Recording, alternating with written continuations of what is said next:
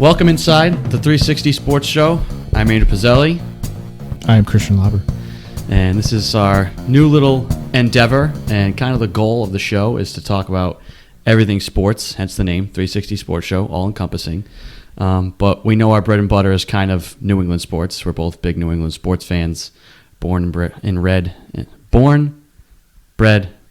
and raised here. Yes. There we go. Got that right. Bingo. Got that out. So we're going to have a focus on that. Each show we'll start off talking about the biggest sports story of the day, then kind of delve into the local stories, and then focus on the leagues as a whole. And then we'll end the show with our mailbag segment where pretty much it's up to you, the listeners. Send us questions during the week. We tape on Sundays, and hopefully everything will be up on Monday mornings, if not Sunday night. And we'll talk about anything sports related you want to talk about. We already had some interesting questions come in through the mailbag. So sports related, no personal questions. Please. We will not answer your personal questions. So I think we're going to jump right into it. I think the biggest story today has got to be the Ravens one and done in the playoffs. Pretty stunning. Again, yeah. Last year they came in against San Diego and lost there, or LA, I guess, the Chargers. And you're like, young team, maybe next year. And they came out this year like a buzzsaw, and they got smacked in the mouth last night by Vrabel's Titans. And Vrabel, I think he's got something there. He knows what he's doing. And since they put in Tannehill, they've kind of gone on this little run, which is surprising. Yeah. He's having the reason I actually kind of really like the Titans now going forward is they've kind of got that 07 Giants thing about them, where they're that 6 seed road warrior team of destiny type thing, but they also kind of have the Nick Foles effect with Ryan Tannehill, where you've got a veteran quarterback who kind of had gone off and he was drafted to Miami, he failed in Miami, and now he's a veteran, he's a backup, he gets his shot, and kind of what does he have to lose? There's kind of no fear there, which kind of makes him dangerous because he's already failed, so he's not going to be afraid of the moment. I said the same thing about Nick Foles. He's rolling. They're playing confident. I think I didn't believe that the Ravens wouldn't be ready, but they just look not ready. I mean, like you said, young team. I think they were reading a little bit of their own press. They looked like they had 3 weeks off. They had the bye. It's true. They didn't play in week 16 pretty much anybody. And now they're coming in here against this Titans team that just came off a huge win for them, right? I thought that was their Super Bowl. I thought they were going to come out and just lay an egg this week, but they didn't. My one question about the Titans, they're not really throwing the ball. Tannehill was 7 of 14 for 88 yards. I don't know if you can win that way. Derrick Henry is very good. That's because they had the league MVP in the backfield. Well, the league MVP just lost to that running back. But, I mean, Henry, 30 carries again, almost 200 yards, 5 yards under. But can you go into Kansas City and beat that team? They did in the regular season. But yesterday I wonder if another quarterback was out there, like Mahomes. They had some soft zones, and Lamar missed a lot of throws. It's got to be a completely different game plan. And I had said for weeks leading through the season, and the reason I thought, say, a team like the Patriots or even the Bills had a good shot at beating the Ravens is because you can't play in tight. If a team wants to run the ball, what do? You put in your big guys, you clog the middle, you get up around the line of scrimmage. The problem is when the quarterback is the biggest threat to run, all he has to, and he's so fast, if he gets outside, he's gone. You've just given him all this space on the outside. You have to kind of play gaps and control the whole field from sideline to sideline, which means you need a really fast defense. The Patriots had that. The Bills had that. I didn't know the Titans could do it. I don't think as a whole defense that they're fast, but they played fast yesterday. As you said, Vrabel had them ready, and they got the Ravens off their game. Now, I think it's a completely different game plan if you play, as you said, a better quarterback. You're down 14-0, and Lamar's missing some passes. They did have some guys drop balls, but when all year long you've never really had to face adversity and be in a spot like that where, okay, we have to throw the ball, and they don't have go-to plays. What are your go-tos? It's just not natural for them for what they had to do all year. So now,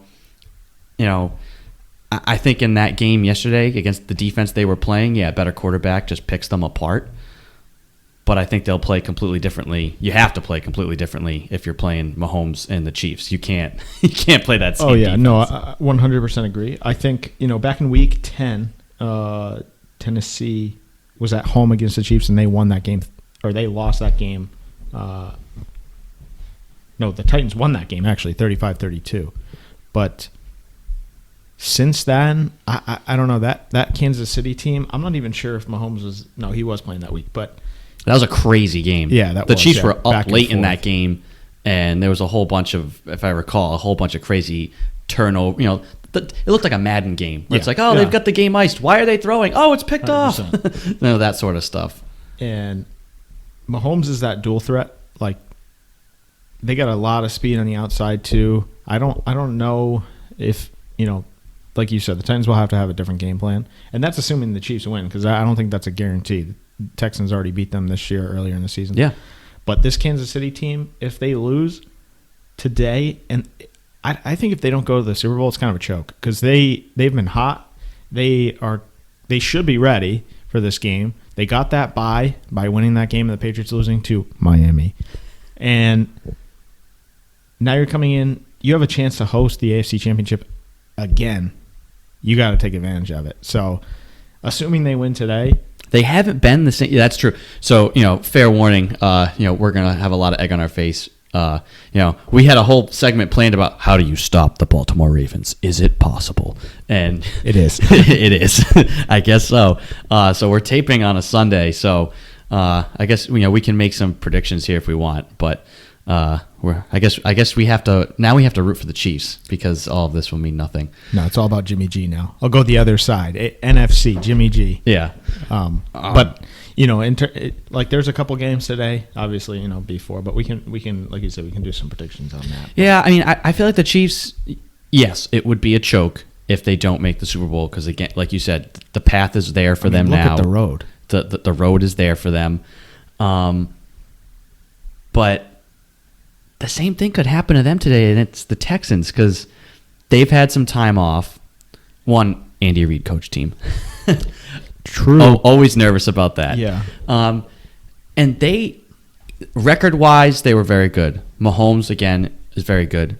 They did not nearly have the same type of explosive season that they did last year. Second halves of games, they were very poor this year. And you have had the bye, and you're rested, sure, and you're ready at home. But the Texans had to play a playoff game last week. Look at the Titans. The Titans had essentially been playing playoff games for 6 weeks. They had to scrape their way in, and now they're fighting and battling. And the Ravens had essentially had 6 weeks off. They just cruised in and got smacked in the mouth. Can the Texans do the same thing? You're shaking your head. I think they Bill could. O'Brien. No. I think they. I'm right there with you. I think if they had lost to the Bills, he would have been fired. But that was such a big comeback. I mean, I think it was the biggest comeback under Bill O'Brien. They had never won a game when falling behind by that many points. Big factor. Josh Allen sucks and blows. The Bills' defense is legit, but Josh Allen, he sucks. True. If they have a quarterback in that game's over. Because the Bills' defense, say if a certain Tom Brady went to Buffalo, they'd be a much different team. You know what I mean? If they had a quarterback, I don't know. I think that game's over. And also, I like Deshaun Watson as a player, but in the postseason with Bill O'Brien especially, they haven't really, that was a good win last week. This just seems like one of those weird postseasons, though. Know, this is what happens when the Patriots aren't in it, is the league kind of doesn't know what to do, and you just get one of these weird, we could potentially have, I was really pulling for the Vikings. They were kind of my, I have a lot of Vikings fans as friends, and this has been so long since they won anything. I know. So it would have been cool for them to get there. But it's one of those years where you could have these weird Super Bowl matchups. San Fran getting there would be cool. So would Seattle. But I'll tell you, I think, just looking at the whole playoff picture, But out of the AFC, it could be. It's just going to be a weird year. This point, Hey, it's going to be somebody new. Thankfully. You know, just kidding, but the standard bearer Tom Brady. Yeah, it's is just not going to be in the It's Super gotten Bowl. so old that we got in there. We got to let someone else. I just love how like everybody, once the Patriots lost, everybody just like piles on. Like, the dynasty's done. Think about this. Whoever wins in the AFC, I got to think before I speak here. I got to make sure. Yeah. Well, while you're thinking, Carry the one. I love salty tears about the Patriots losing. Happens every year. Well, that's why. So when the Patriots won their fourth, I said, okay, that's it. I'm done. I don't need anything else. I'm happy. And then I wanted it the next year. And then I wanted it the year after that. They get there. It's like, I want it. We're here. So I want it. And like you said, to see the negative, like the gloating that the dynasty is over. And I'm ready. I know that I can kind of remember the dark days, the Pete Carroll days. I know those days are coming again soon. The Patriots will be 5-11. They'll be like a 2-14 year in there, and that's when I'm going to go buy season tickets because that's when those prices are going to 100%. drop. But I'm ready for it. But then all of the negative reaction, the people, the gloating and everything to the Patriots losing and the dynasty's done. I'm like, no, I don't want it to be over. Please come back next year and win it again. Now, this will be the tease. We'll come back to this point. This will be a good point. To have that revenge, so to speak, would it be better if the Patriots won a Super Bowl next year with or without Brady? Which would make the haters squirm more? Save that thought. The other thought was going to be when the AFC, whoever's the AFC representative this year, it'd be the first time since 2012 that a quarterback other than Brady or Manning or Roethlisberger, I think going back to 2009 maybe or something like that. Yeah. If you look at the AFC quarterbacks since 2001, it's been Brady, Manning, Roethlisberger. Little outliers. Yeah. With Rich Gannon, and you get Joe Flacco once. You get Ben Roethlisberger three times.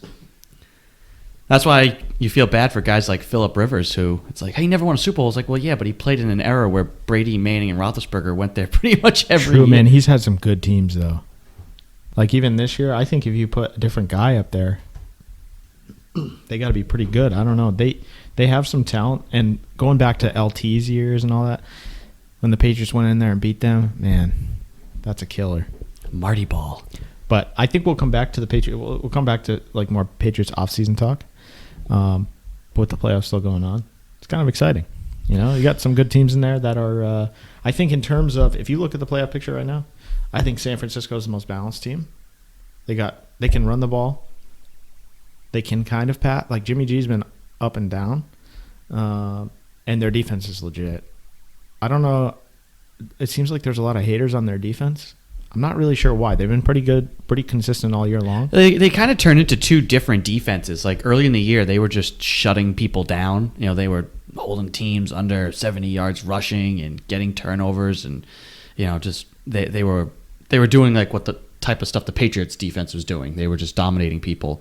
And then more in the second half of the year, they were winning all these shootouts, these like 50-point games with the Rams and the Saints. And the defense turned into one of those, just a big play defense. Bend but don't break, make the big play at the end of drives. They showed kind of more of what we were used to seeing out of them yesterday. Granted, it was against the Vikings, who I was pulling for, but I didn't pick. It's one. It was How can you pick that? But I mean, because I felt like their offensive coordinator, their play calling, they should have lost that game against the Saints. They did everything they could in the fourth quarter offensively to play soft and just give that game away. 2 years in a row, they should have lost that game. Silly play calls. But in overtime, they got super aggressive, and it paid off for them against the Saints. Which talk about another team. You talk about the Ravens choking, the Saints also choking too. Like they did. I don't know. They get to this point every year and they just can't punch it through with Breeze anymore. I don't know what it is. Their defense was legit this year, I thought, but going down the stretch, I don't know. I feel like they get to this point every year. Especially, I mean, last year they probably should have won that game on that PI, but regardless, even the year before that, how about their safety just comes up and like lets Diggs catch the ball and tackle him inbounds? That was a fun one. Yeah. Like they're finding more and more horrific ways to lose games, but yeah, they're a weird team. They don't know what they're going to do. They're in an interesting situation because they've got all three of their quarterbacks are free agents. Hill's a free agent. Well, he's a restricted free agent. Bridgewater. Yeah. Bridgewater's an unrestricted free agent, and Breeze, he has the same. People don't talk about. He has the same contract that Brady had, that void contract. So he signed a 2-year deal, really just a 1-year deal. Right. And so he'll get more money though. If he wants to come back, I think he's much closer to. He's not like Tom. He doesn't have it in his mind where he's battling, the forces of nature. True. To keep playing. I think he still can, and if he wants one more, maybe he tries to get to a spot where they have. I don't know. I mean, New Orleans was a good situation. He's also a dome guy, which might affect him. I don't know how he is outside and stuff like that. I'd have to look up his career, but I think he wouldn't leave New Orleans. There's no way. To go somewhere else for 1 year. No, but it's the same situation as Tom, kind of, right? Would they have him back? You never know. Well, that's kind of the talk. People, I've heard fans there talk about, their media talk about, we love Drew, but can we afford to bring him and Bridgewater back? There's some teams that might offer Bridgewater starter money to come in and be their guy. We kind of want to keep him as our succession plan. He was also, Bridgewater came in there, and I don't know if he lost the game. To be honest, he played really well. People said, "Oh, hey, Bridgewater, you can go 500 with him and kind of stay above water." He won every game. Yeah, they wanted to keep that consistent. Maybe lose a couple games and kind of squeak out there, get Breeze back. But he won all his games, and you got the same. I don't want to say same production because Drew's like throw it out of the gym kind of guy, and run you down the field. But Bridgewater except in the wild except card in the playoffs. But yeah. But it's an interesting postseason actually, which is I would love for the Patriots to be in there, but you got some I would say good. But teams. now we get to sadistically enjoy other teams losing, like Rodgers Wilson tonight. That's a good game. Houston KC, that's a sneaky good game too. Deshaun Watson and Mahomes, two guys that are fun to watch. Imagine if we had a guy like that, extend the play.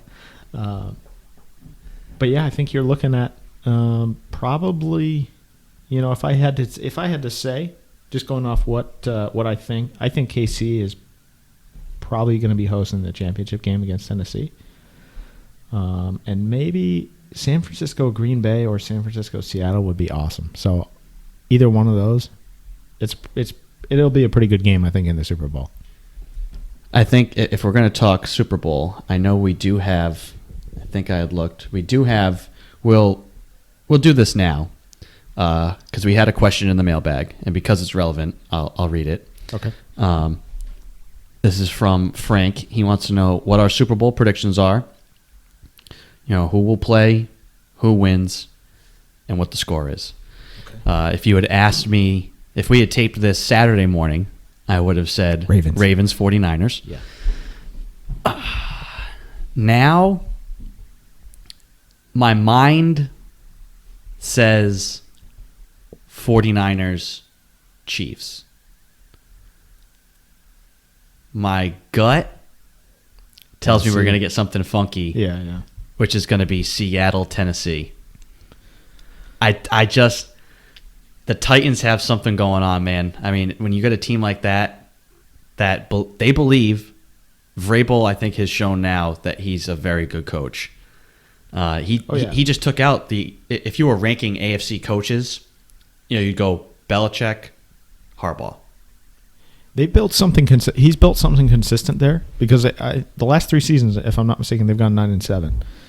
So you kind of see them tilting upwards, really. Yeah, and the thing is, a team like them, right, that is run heavy, that plays defense, is almost always in a wild card. If they make the playoffs, they're a wild card team, and they have trouble getting out of that round to kind of get into those bigger fights where maybe because it's a matchup league. I mean, there's teams right now that are not. Look at Dallas. Dallas isn't in the playoffs, but if they were in the playoffs, they would be a nightmare because of the matchup problems they pose. There's teams that are 6-10 that are only 6-10 because of their records, but like the Browns. If the Browns were better coached and they were in the playoffs, that team is a matchup nightmare. Freddie Kitchens. Oh my God. Right? So Tennessee got to play a Patriots team that didn't have offense. So they could win a game that I'm sorry, the final score of that game was 14-13. I don't count the pick Oh six. yeah, no. That was garbage time. Whatever. I'm not Las Vegas. I don't need to count that. And they still could have won, but they didn't. So you got past probably what should be the best team in the conference because of who their coach and quarterback are. Then you get a good matchup against the Ravens, who they were the best team all year, but like we said, the Titans are in playoff mode. They've been in playoff mode for like 6-7 weeks now. The Ravens have just been hanging out, chilling. We're ready. Players are coming. Woo, we're gonna go to a Super Bowl. You know, this Titans team too. They got that team of destiny thing about them, man. They're always an underdog, and it's not about what anyone else believes outside of Tennessee. It's what they believe inside there. Because Vrabel's got them playing really tough, and yesterday they had a really good game plan on both sides of the ball. They executed it, and their punter is freaking insane. Yeah, he's nuts. He is insane. And again, the formula for them winning isn't a mystery. They're not doing anything with smoke and mirrors. They're just lining up, and Derrick Henry is coming straight at you. Go ahead and stop him. Your question, and they're putting enough faith in Tannehill. Like their first couple drives, your scripted drives of a game where you have a game plan and you have, okay, we know we can line up in this formation and get this play. They came out and kind of threw them a little off balance with some passing stuff with Tannehill. So they've kind of got it rolling. And I just like Seattle. I like Russell Wilson. I think he'll find a way. The Packers haven't been the same team this year. Here's a stat. Against the Lions this year, the Packers never led. Oh, yeah. They won both games on the final play of the game. Now, they never led throughout the entire game until the last play. So they could very well be 11-5. I think they're kind of a phantom good team. They definitely got lucky getting that second seed. And one of those games was Stafford, right? I think. Yeah. And then the other was not. Yeah. It's pretty bad. Especially that Lions team they were playing pretty well earlier in the year, like tough, but they are not good. Yeah. So I like Russell Wilson to go. I like the Seahawks tonight to go in and beat the Packers, and then I just think Jimmy G isn't ready for the moment yet of a conference championship against a guy like Wilson and a team that's coached like 25-3 as a starter. Insane. Which they've done a good job. Shanahan has done a great job of. They haven't had to put the game in his hands. Well, yeah. Now, to your point, yesterday, he threw a pick.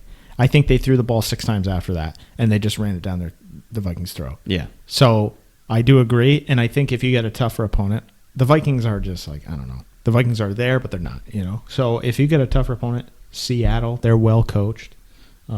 Even Green Bay, I don't know. They might be able to match San Francisco's offense, but San Francisco has that thing where they don't need him, to carry the load. They have 2 good running backs, and they have the best tight end in football, and then their defense. Who no one had heard of. I know. Like 3 years ago. I remember I was Yeah. playing somebody who had him in fantasy. I'm like, George Kittle? Yeah. Who is this guy? Like How does this guy have 7 catches for 200 yards and 3 touchdowns? What Yeah. the heck? So to give my answer to Frank's question, Seahawks, Titans, and I will pick the Seahawks. The final score of a game like that is going to be something absolutely garbage. 29-22. Something wonky like that. You posed the question earlier that we were going to do had the Ravens won. How do you stop Lamar Jackson? Now it's how do you stop Derrick Henry? But I will give my answer to that question. So I want to say Kansas City, and I think Kansas City would beat Tennessee. In Kansas City, that's a tough place to play. I don't think they lose two years in a row in that building. No way. So now they could lose today, but I think Kansas City's going to go, and I'll just say San Francisco. I think that team is probably I want to say they've probably been the best team in the league all year, pretty much. Now, the Ravens, you can make a case for, but obviously they crapped out. So, for the sake of argument, I'll say San Francisco, Kansas City, and I think I got to say Jimmy G comes out on top. So Final San score? Francisco, I think, that would kind of be like run you out of the gym kind of game. I think opposite of last year. I would say like 31-28 maybe, San Francisco. Close game, back and forth. But I think, I'll go San Francisco over Kansas City. Okay. So let it be written. Yeah. Here's a question for you. Say I'm right, and the Titans make You're not. This is me and Christian's little battle. We had this discussion. When we get into the Celtics, we'll talk about this. So Christian, as the listeners will learn, is much more of the pessimist. And I am prone to pessimism, but I try to always like look at the positive and spin things the positive way. And boy, do you. Yes. And the Celtics were playing, I think, was it the Spurs game? And they got down 22-3 to start. Christian's like, this is dog poo. We're losing this. This game is over. I'm done.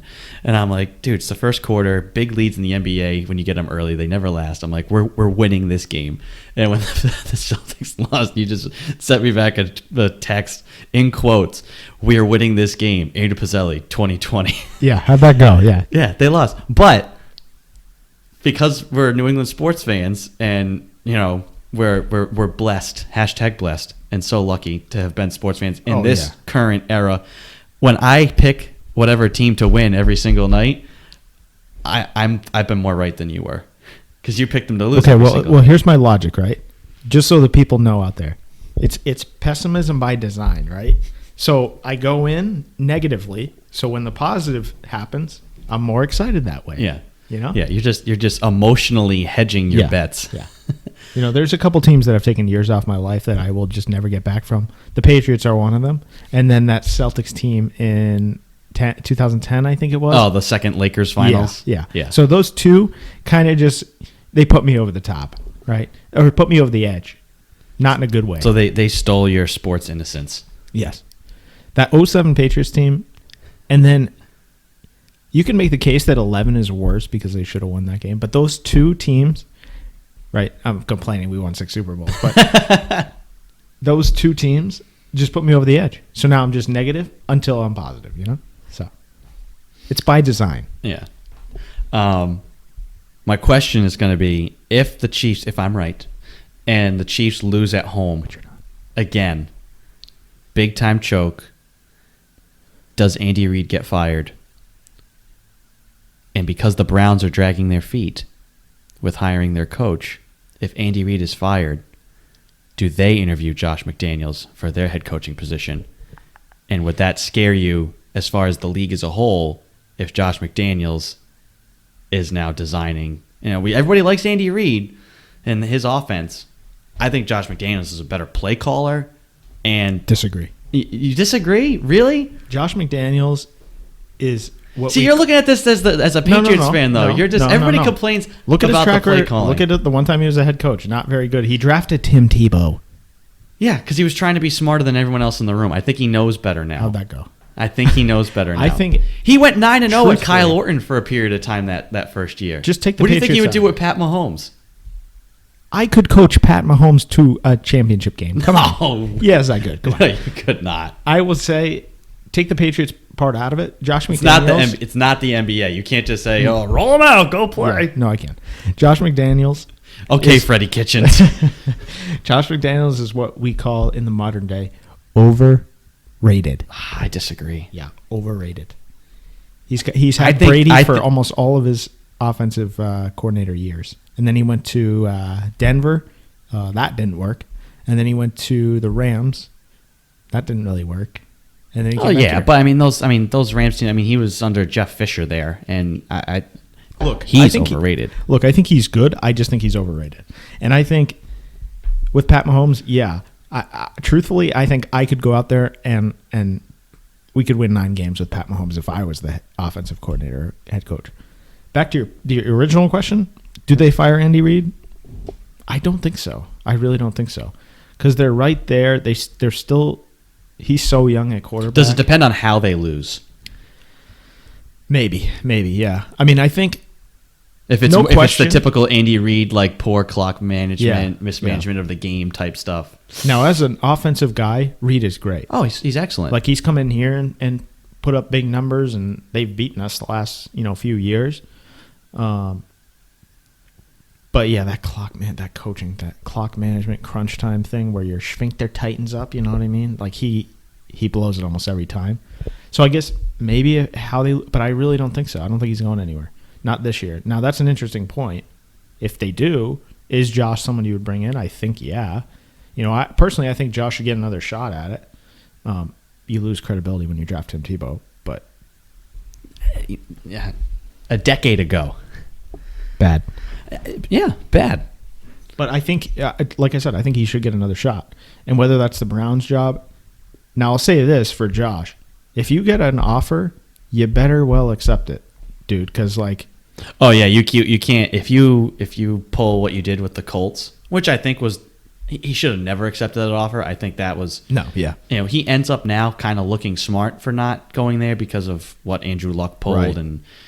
the uncertainty around that. And I heard that there was things, it wasn't just the Luck situation, it was he just didn't like necessarily how the organization was set up as a whole. I mean, who would like Jim Irsay as an owner? Yeah.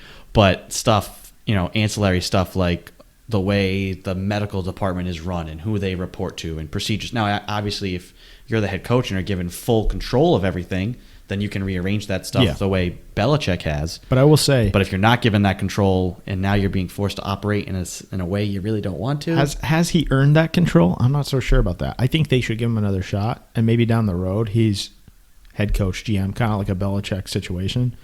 But he hasn't really done anything as a head coach necessarily to make you think, we're going to bring this guy in and give him full control. But I think he does need another shot. Yeah, but when you have other teams giving guys like Matt Rule, yeah, that's true, control, and they're giving him 7 years. I mean, that is the way it's going. I know that's crazy to me. Vincent D'Onofrio got 7 years to coach the Panthers. Have you seen that, by the way? Do you know who Vincent D'Onofrio is? No. So people know him. He was on Law and Order: Criminal Intent. He played. He played Kingpin on the Marvel. Yep. Wilson Fisk on the Marvel Daredevil. Also, Edgar from Men in Black. Matt Rule looks exactly. I know. Like I saw a picture of Vincent him. D'Onofrio. It is scary. Yep. Rule is wearing a D'Onofrio suit. Oh my god. Oh, can we just quickly go to a side? Did you hear Joe Judge's spiel to the Giants? Oh, about the top passing teams aren't in the playoffs and the teams that are running the ball. Dude, he's emboldened by last night. I know, but I listened to this hardo speech of like, we're gonna run through a wall and all this, and I'm just like, he's gonna fail. If he had no running back, I'd say sure. If you're gonna actually just take the Giants and say, listen, we're just gonna beef up and let Saquon just run people over, that can work. He's got no wide receivers. I think they have decent receivers. Yeah, but okay. He just said he's not trying to throw the ball, so who cares? That's true. I mean, he's got a young quarterback. It's not a bad situation, right? Their defense is never terrible, I don't think. And they got a young quarterback, and Saquon obviously is just a stud. But, man, I listened to that, and I was like, oh, Jesus, this guy's going to fail here. I think he's a good coach, just, based on maybe not this year because his wide receiver sucked, but special teams, always right there on top of the league, and good game plan guy, so maybe that'll work. But the head coaching stuff is interesting, especially with Josh, because I think if he gets a shot here, he's got to accept it. I think the Browns' job is maybe in play, but the more it sounds, I don't know, the Browns ownership and stuff, I don't know if I'd accept that job, right? That whole thing is a cluster. They fire a coach every other year, and it's just like the same revolving door. Now, you still get a lot of talent, and maybe Josh could do something with Baker, because Baker was not good this year. But he needs an actual coach. Well, I think Baker can be very good. Yeah, he's got a great skill set. He's one of those guys that kind of has that winning intangible thing about him. I just think he needs a coach to sit down and say, "Hey, Baker, look, they're rushing. They know you like to like fade to your right and throw to the outside and like get deep in the pocket." Maybe game plan. There was games this year where the middle of the field was vacant, and if he could just step up through the pocket, he would have time to either run or make another play. Instead, he keeps drifting backwards and goes to the outside, and he gets sacked. A real coach, Freddie Kitchens was he was a running backs coach. Yeah. Who then became a head coach. Well, that was a mistake from the get-go, and that was Baker's guy, to be fair. Supposedly the reports were. This is why you don't let star players pick coaches in that league. Unbelievable. Because Kitchens, like there's Hugh Jackson, but Freddie Kitchens stinks, dude. He stinks. Yeah. And they made the wrong choice, obviously. So the McDaniel stuff kind of ties into, I think, what we should transition to the local teams and their stories, and we've kind of touched on it. We'll lead with the Pats stuff. My question: should the Pats just blow it all up? Meaning, you don't even offer Brady a contract. If Josh is leaving, do you just start from scratch if you're Belichick and you just roll with Stidham next year, draft some defense, draft some O-linemen? Because that whole defense, they're going to have dollar problems. Yes. A lot of that defense is free agents, depending on the money Brady's going to want to come back. And then if there's no Josh, who's even going to be on their coaching staff next year? I mean, maybe Chad O'Shea comes back to be your offensive coordinator, but I don't know who's going to be on their coaching staff. No. Is it worth it to try and cobble it together again for 1 year, or is it just time? Is it just time to move on from the Brady Belichick era? Here's my answer. It's time to move on, and I think people are more inclined to say no, stick with Brady. It's not going to work. They don't. If you give Brady $25 million, what are you going to surround him with? And the defense, number one, they're old. They're older for NFL standards, and they got a lot of people. McCourty, Hightower might even be looking for a new deal, or retirement. He's a guy. Or retire. He got through this whole year, but he's a guy that's had injury problems. Constantly needing surgeries. I think guys like Chung, both McCourties, could be looking to hang it up. Yeah. Well, Devin, I think he kind of shifted towards playing, but that can change in an off season, right? Yeah. And with your family change. and stuff, you can retire. The money stuff comes down, like for Brady, it comes down to the kind of contract he wants. I think Brady wants years. Yes, he doesn't want money; he wants years. And I think they could, because people have said, he's gotten paid handsomely. He has been they use him as the benchmark. No one gets paid more than Tom on the team in total. Now, there's been years where his base salary is like $1.5 million. Yeah. And then the rest of it's all bonuses that he gets. So how they set up the money will determine if they want to bring him back, really what they can surround him with. But again, I kind of look at it like, if Josh is out the door, does Brady even will Brady are Josh and Brady tied together? No. I'm not convinced of that. I think you have to separate it. If Josh leaves, I don't think that. Does Tom want to still come back if Josh isn't? Yeah, here? I think he would. To me, I think Tom to have Brian Belichick be his offensive coordinator and quarterbacks coach. I mean, you can go find a guy, but I think Patriots have never done that. Though. Tom, well, they tried with Greg Schiano. Yeah, how'd that work out? Yeah, he quit. Yeah. And then he's coaching some college team. But I think Tom and Josh are separate. Rutgers, some college team. Some college team. I think those two are separate. Josh, I think, will do whatever he wants. And people that are saying, oh, Brady's going to follow Josh or Josh's going to... No. I don't think they have... one thing has to do with the other. I think Josh is going to do what he's going to do. And I think Tom... Really, until Tom comes to the table and says, I have an offer and I'm leaving. I'm not buying that he wants to go anywhere. I think he wants to stay in New England. You've been here 20 years. You'd have to go learn a new coach, this, that, and the other thing. There might be some similarity somewhere. But to answer the original question, I think it's time. I really do. I think if it's a case of, number one, Bill's not going to give Tom 3 years and $50 million. It's just not going to happen. right? He's at the end of it. He's at the end of the line, whether you want to accept it or not. And Bill's not going to do that. And if you have to make a choice between Belichick and Brady, so if Kraft comes in there and says, give Tom 3 years, this, that, and the other thing, or 2 years, $50 million, does Bill say, okay, well, then I'm done after this year? I think you choose Bill over Brady because I think Bill has more left, just based on age. Coaching is playing is so much different. Well, yeah, it's all about motivation. Bill is I think still highly motivated. For Brady, it's not just about age and motivation. It's about he's actually on the field and could be just knocked out. Yeah, well, from playing. But point being, right? I think you roll with Bill.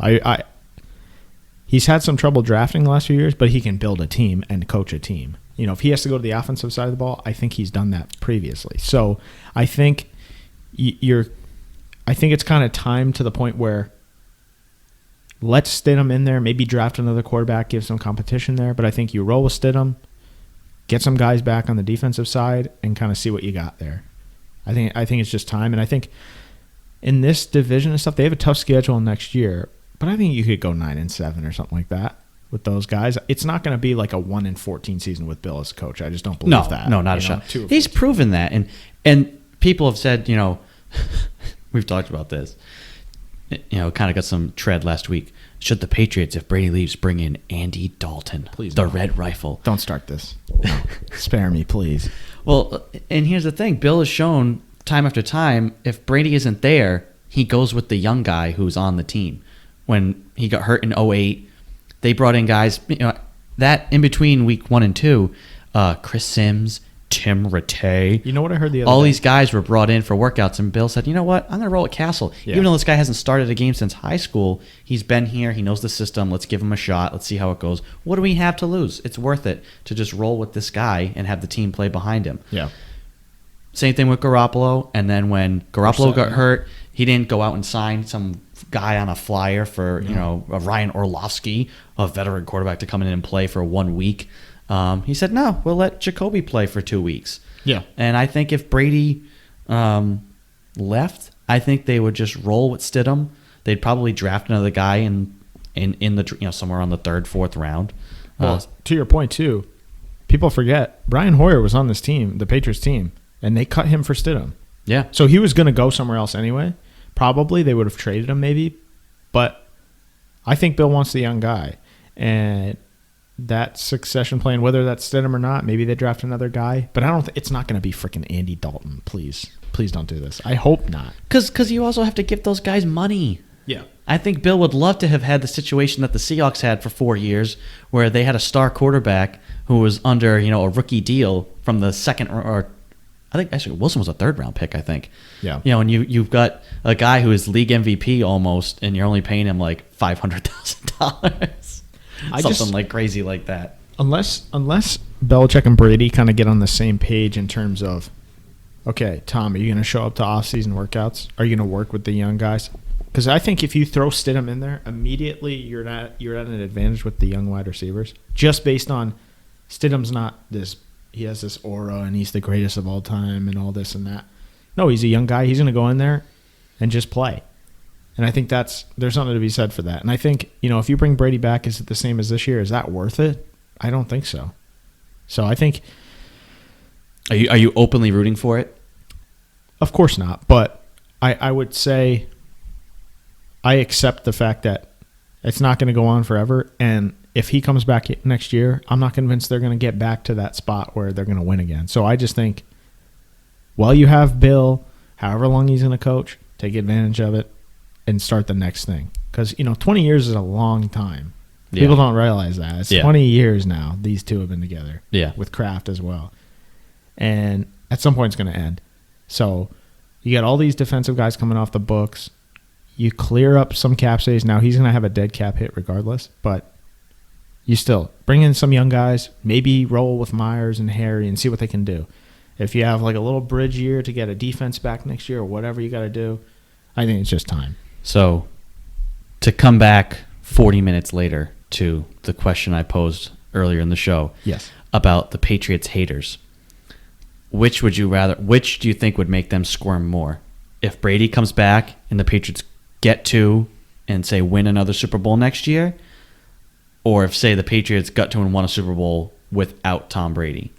Which just makes you smile and just laugh and say, "Oh my God," that the haters are just gonna, "Oh God," because it's "Oh my close. God, Brady's not done. We thought he was done. We thought he was dead, and he has risen from the ashes again to come and just squash us. The dynasty isn't over."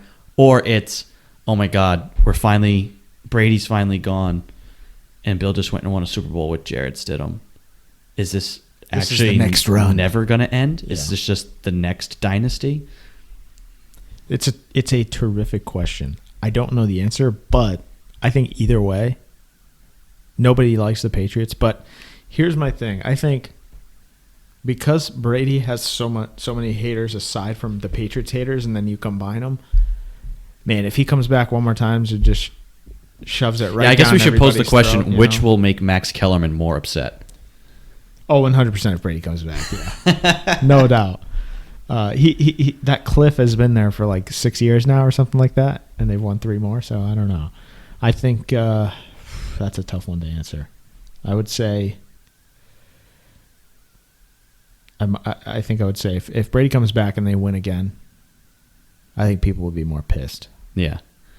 And the beautiful thing about that is, if Brady comes back and wins another one, we can still get option 2. But here's the other. You know what I mean? He could come back, win one, retire, and then the year after that, you could still get the Jared Stidham experiment. Here's my dream scenario, right? Brady goes to an NFC team that we play next year. Wait.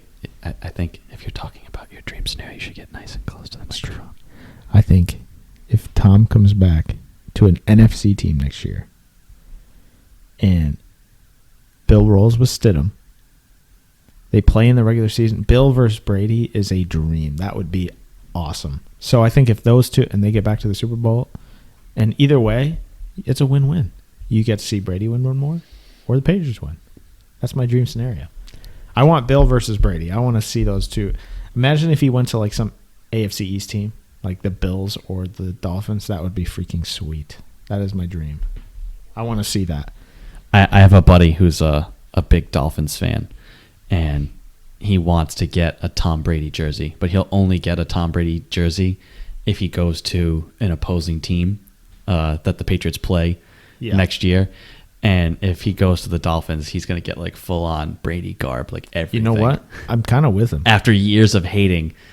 Sneaky good jersey, the Dolphins jersey. Oh, amazing jersey. Yeah. I would Classic. definitely, if Brady or something like that went down there, I would 100% get a jersey. Just for those colors. The Dolphins colors are awesome. Yeah. Well, now that I've got you all excited, oh boy, I'm going to ruin your day because we're going to talk Celtics. Well, they won last night. They did win. They let out some frustration last night on Tatum the Pelicans. in particular, yeah. So last night the Celtics won 140 to 105. Just an absolute beat down. There was like 6 minutes to go in the third quarter, and it was like 102 to something, yeah. Oh, yeah. No, the last like 5 minutes of the game, I think they only scored like 4. Like, that could have been... You think they were a little pissed off, maybe? Yeah, I think they were angry. Pelicans were on a back-to-back, by the way. Yeah. Just for the record. I mean, the Celtics have been having their struggles.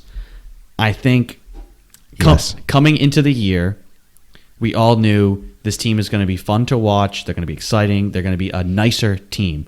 Just based off the guys they drafted. They drafted a bunch of good guys, hardworking team guys. Kemba is a way better person than Kyrie Irving, a better teammate, all et cetera, et cetera, et cetera. But everybody felt, you know what? They're probably not going to go much further than they went last year. They're going to be a 48, pushing 50-win team, and they'll get to the second round and probably lose to Milwaukee in 5 or 6 games. And then they kind of went on this tear where they were the best team in the league, and I think people started to think, well, wait a minute, maybe this team can win a championship. Maybe, they do have the stuff. Yeah. And now they're kind of regressing back to the mean where they played 5 games in 7 nights, and I think they maybe kind of felt themselves a little bit as well. Some X factor, 3 out of 4 too. Yeah, some X factors like Kemba being hurt and coming back, and then Hayward being hurt and coming back on certain nights, and they look like they're trying to find their rhythm again. Yeah. And I'll talk a minute about what I think their fatal flaw is. Balls. No, I think they got that. No, yeah. No Kyrie. I think they're still a very, very good team. I think the Celtics are going to be fine. I think they're going to finish either 2 or 3 in the East. I think losing that many games to Philly is just going to hurt just from a seeding standpoint. I think if you end up being close with them, those games are going to come back to bite you. Philly keeps losing anyway, so it's not, but Philly could keep losing anyways, yeah. So I think overall the Celtics will be fine. Now, if they want to elevate, everybody's talking about the rebounding being the major issue, and yeah, the eye test tells you, oh man, they need a big man. They need somebody to defend the rim. They need somebody to get rebounds. They're middle of the pack. Rebounding wise, they're pretty good offensively when they rebound. A lot of that's because of Enes Kanter, who is just it's like the way they approached baseball with Moneyball. It's like, hey, this guy just gets on base. We can't really explain how, but he gets on base a lot, so we're gonna play him. Enes Kanter somehow just gets draw. He's like Tristan Thompson. The guy just offensive boards just fall into his hands. He is literally a vacuum cleaner. Yeah, so the ball just he's got hands that just the ball just knows. Whoop, I want to go to Enes Kanter's hands. Defensively, they're middle of the pack rebounding wise. They're 15th in the league defensively rebounding. I think a lot of that is effort because they don't have a true center. You need your wing guys to crash the boards. They don't box out. I think you just said your fatal flaw too. A lot of them don't box out. No, the true fatal flaw is bench. Scoring. Yeah, 100%. Yep. This team is so reliant on Kemba, Tatum, Hayward, and Brown scoring 20-plus points every single night. And look what happens when they don't which do that. Isn't going to happen. They're all averaging that. It should. But what happens is last night, Tatum goes off for 41. Now, granted, everybody else kind of did get almost 22. 20 also. But you just can't expect that night in and night out. The great teams, somebody has to sacrifice. And maybe one night Hayward only gets 5 or 6. Tatum and Brown go off. But championship teams need bench scoring. I agree with that. They rank 28th in the league in bench. They average like only 14 points a game. Okay, well, let me ask you this, bench. right to that point. Who's their bench? Smart and Kanter? That's pretty much it that you're getting. Who are guys you don't want. Smart, you live and die by. But with Smart. this team, you don't need his offense. No, but that's your only bench scoring. Yeah, and then if you look at the last, this stretch of games where they've lost to these bad teams, Brown, Hayward, Tatum, all 3 of them in those losses, not very good. So you can't have 3 or 4 all-stars, debatably, and have 3 or 4 on a given night not play well. But you need. That's how they're built. Yeah, but even when they don't play well, they always have like 15 points maybe when they shoot 50 times. It's maybe not efficient, right? But that's because they have to take those shots. Honestly, the guy. If I could name one guy, if he just completely elevated his game, and was part of the bench unit, if Carson Edwards could kind of find what he had in preseason, that's what they need. They need a guy that can just come out off the bench and just instant offense, get buckets. He's your typical gunner, right? If you throw him in there like a JJ Redick type, get you 9 points in 5 minutes, something like that. That's 3 threes quickly. That's the element they're missing. They're not going to have a loaded bench that comes out and they roll out these 5 guys and it's like an entirely new starting unit out on the floor. That's not going to happen. No. But a guy like, and that's the problem. It's young guys. If Romeo Langford was completely healthy and actually could develop some and get out there, that's a guy that can kind of get his own shot, that can shoot the ball, that you could just give the ball to and let do some things. They just don't have that. These guys have one thing in common. They don't have that right now. Though. They have one thing in common. They're all rookies or they're young. Yeah. So. And like Grant Williams has played fantastic, but he's not a scorer. You're not looking for offense. Same with Brad Wanamaker. He's the only guy that didn't score a point last night. He really? He fouled out 0 points. Everybody on the team scored last night. I didn't even realize that. But again, that's not his role. That dude sets awesome screens. Yeah. He battles on the boards on both sides. He's like mini Al Horford. He just Yeah. He kind of does all these. He does the little things. And he's a sneaky good passer. He boxes out, like, he's good. He's like sound, you know? He gives a strong effort, fundamentally sound. Tim Duncan was the big fundamental. And just for the record, Grant Williams is the mini fundamental. He's no big baby, but he's good. Yeah. I think he's over 40% this month in threes. Granted, he doesn't shoot a lot, but that's still, you know, he was like for like his first 40. 27 or 30, something. Yeah. But just real quick, so going back to the Philly game, okay, that was the last loss before the Pelicans. That was the third game out of 4 nights, I think it was. You look at the score sheet, and it's 26 for Kemba, but he was a minus 20. Your second highest scorer is Marcus Smart. That can't happen. If Marcus Smart is scoring 24 points and your guys, Jalen, Jason, and Hayward, are scoring not even close to that, there's a problem. You're built on those wings, and if you don't have that scoring, what else do you have? Not much. So it's all about, I said from the beginning of the year, this team is going to go as far as Jalen and Tatum go. These two, if they can become any type of consistent scoring 18 to 24 points, and then Kemba on top of that. Kemba's good because he's a different situation from Kyrie where...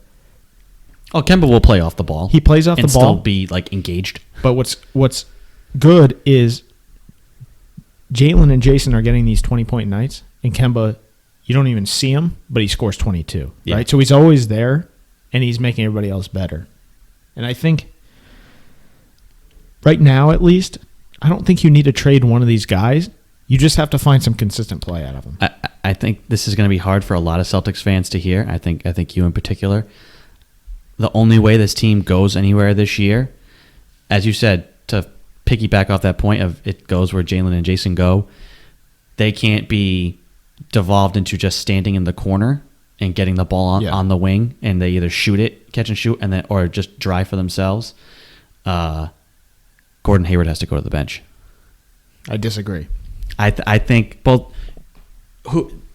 I think Brad has the rotation down to where you leave one of those guys in with the bench because he knows they don't have a bench. But I think it's fine if those guys are making shots. You've seen Tatum come in with that second unit and just dominate. Yeah, but because he's inconsistent, you see the next night he goes over. Well, it's because he hasn't fully embraced his ability to be, you know, a guy that can actually just get to the rim. No, he can get to the rim whenever he wants. You saw it last night. He'll settle for jump shots and step backs and fadeaways instead of just going to the hole. Which he's kind of got that step back three going a little bit this year, which is nice to see. Yeah, but he still has that damn Kobe Bryant thing. But when it doesn't fall like 3 times in a row, it's like, dude, just go to the rim. Yeah. But last night, right? Like you're mentioning, what happened? He can get by anybody. We've seen it, right? If he wants to go to the rim, he'll get there. It's about, can he finish at the rim, which he's been up and down. But last night, he goes and gets like 2 layups. Maybe he went to the line for a couple free throws. That basket gets huge. Then he just starts going outside and he goes out for 40. So it's just about, if you're not making any shots from outside, get to the basket. We know he can get by just about anybody. We've seen it. He's got explosion. He just got to be able to finish around the rim. And, hey, dude, stop complaining about fouls. Please. Just make the shot. He does this thing where he's like, I'm an all-star, I'm this, I'm that. And he gets there, minimal contact. You know when Scal says it's not a foul because he's like, you know, he is the rule book. Yeah. Just stop complaining. We know you're good, but just get there, make the shot, get down the other end. I will say Tatum has surprised me on the defensive end mainly this year. We know he can score and all that. It's just a matter of can he be consistent with it. His defense has been insane. Oh, he's had some multiple steal games, some double-digit rebound games. And you could tell from his rookie year to now, he's put on a little extra. Oh yeah, muscle, 100%. Which has been necessary. He's doing like double weighted vest push-ups. Oh yeah, Guys in the gym. Yeah, I just think they, I love Gordon Hayward. I wanted them to sign him. Mm-hmm. I wanted him on this team so desperately. He struggled since coming back from that foot thing. Yeah, and I think everybody wants to see him succeed. I think, though, that he's the odd man out. The best thing for the team, I think, would to be to have him come off the bench, even though you're paying him $32 million. I just think because of his game, they've basically been trying to have him be like a point forward so you can put the ball in his hands and let him make plays. But then what that does is it just sticks Jalen and Jason in the corners, which limits them. And now, granted, they are a team that does run an offense. They run a lot of great sets. We'll get to the coach in a second. And concepts and stuff. So these guys do move, and they are in different spots. I like the lineup of having those four guys, that big four, on the court at one time with a big. Yeah. I just think you might start games more consistently if you had Smart and Kemba in the backcourt, and then you have Brown, Tatum, insert Tice, Cantor, Bob Williams when he gets back and is healthy. I think he's a guy that they can use. Supposedly he's not going to be playing for a while though. So. Yeah, they're going to reevaluate him in 3 more weeks. And then that doesn't seem good though. And then you let Hayward come in off the bench as he did for stretches last year. I think, listen, they're not struggling. I don't think they have any sort of dynamic issues like they did last year. No, not even close. Nothing like that going on. I don't think there's any friction with, like, why is Gordon Hayward starting? The only thing I wonder to that point, it's not like last year at all, but I wonder if they just go from night to night, and sometimes they just come out and they're just dead. Like, in order to win in the slow NBA, starts, that 3-game skid, Yeah. their starts were putrid. And some of that's Kemba having and the that flu, goes back to, too, but- I went to the Raptors game at home. Horrible start to that game. Yeah. And this team as a whole, like they love the 3-ball. Now, I know that's just the league as a whole, but when you're down 10 in like the first quarter and you just need a bucket, go to the hole. Jaylen Brown can get there whenever he wants and get fouled. Or, hey, we've clawed back into the game. It's a 6-point game. If we just go down and get another bucket, it's a 4-point game. Oh, settle for 3. Offensive rebound. Go back up. No, kick out. No, shoot the 3. Miss. Offensive rebound. After like 5 possessions of offensive rebounds and bricking threes, go to the rim. Yeah. They get in this thing where they jack up threes too much. For whatever reason. Now, if they're wide open, sure. Fine. Yeah. But, early shot clock, contested 3-pointers makes me want to pull my hair out. Yeah. Here's why I think Hayward needs to stay with the starting unit. Because I don't think people realize how much he does for the other guys, right? He at least before this little foot swell up or whatever it was, he can get to his spot and he has options. He's a really good passer. He is good. Like, his mid-range game is just amazing, right? Thing of beauty in this day and age because you don't see it. But he's got that little fall-away jumper from the free throw line, automatic. And then with him drawing all these guys, he sucks them down into the paint, and there's kicks there. It's just about guys making shots. And I think you have some of that with Kemba, but also because Kemba doesn't have as much size, it's tougher for him to get there. So he's kind of like a mix between Kyrie and IT, where he's got the kind of the Kyrie handles and the ability to like get off these kind of crazy shots. He also kind of has some physicality. He's not afraid of contact. Kyrie would get into the paint and he wants to make this like spinning fadeaway, high arcing shot left-handed off the glass, which is a fantastic finish, but he's not getting any fouls. It was totally different watching him play than Isaiah, who's literally just barreling into the paint and getting contact, and he's going to get like 14 free throws a game. Kemba's kind of like a mix as far as what you get out of him. He's going to make those crazy plays with crossovers and step backs and, trick shots sometimes almost. Yeah. But he's also going to get to the line maybe 8 to 10 times a game, depending on the night. I think the main point is I don't think taking someone out of your starting unit when those are your best 5, I don't think it helps the bench any more than it does if you leave a guy in there for an extra minute and then sub the guy. Like, that's one thing that I like the way Brad is doing. Sometimes he falls in love with these freaking guys like Wanamaker and stuff and leaves them in there too long.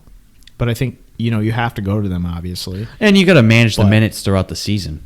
But one thing I like, yeah, exactly. And one thing that I like what he's done is he's throwing in Tatum or leaving in Tatum or Brown or Hayward with those second unit guys. And then he'll flip a couple and put Tatum and Brown back in for Hayward and Smart or something like that. So that's one thing that I think he's doing well, and I think you just stay with that. I don't think the slow starts is because we don't have the necessary lineup in there or anything like that. I just think sometimes they just don't. They come out flat. They're missing shots. They're not going to the bat. Just play the right way. It sounds simple, but just play the right way early. You know, Tatum, for instance, last night, he gets 2 quick layups, the basket's huge, and he just starts hitting everything. You know, you're gonna have nights like that, and you're gonna have off nights. But if you're gonna have off nights, another guy has to step up. Yeah, and I just don't see that right now. Well, also that starting unit just hasn't been together enough games. Yeah. For them to kind of get into a groove. So you're a fan. You want to keep the wing experiment together because everyone. Yeah, because people are talking about guys like Steven Adams and Andre Drummond. No, you don't need that guy. And yeah, I guess those guys might help your rebounding woes, but unless you're going after a guy like Karl Anthony Towns, which you're gonna have to give something up, like a wing. Yeah, but I don't know. He would change his team quite a bit. Poor man's Anthony Davis. And I'm not even an Anthony Davis fan. He plays either. for the freaking Timberwolves, dude. Like, give him a break. Come on. Kevin Garnett played for the Timberwolves. Okay, Kevin Garnett is like 1 in a million. That guy is insane. Okay. But Anthony Davis played for the Pelicans and didn't do anything with them either.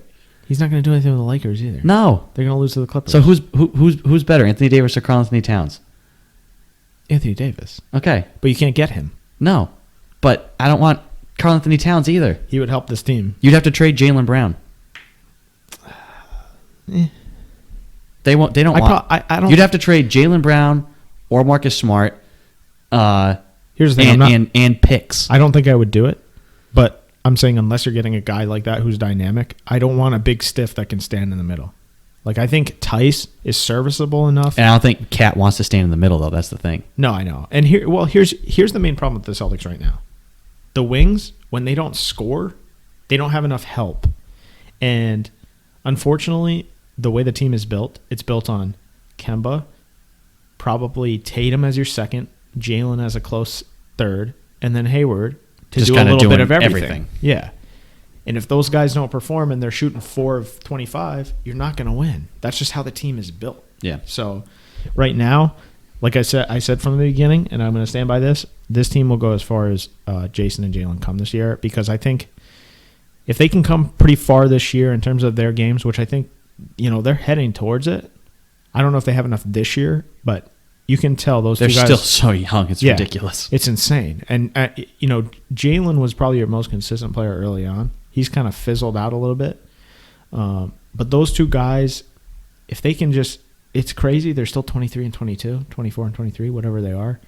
They're so young. They have so many years left. It's just a matter of time before they get some type of consistency.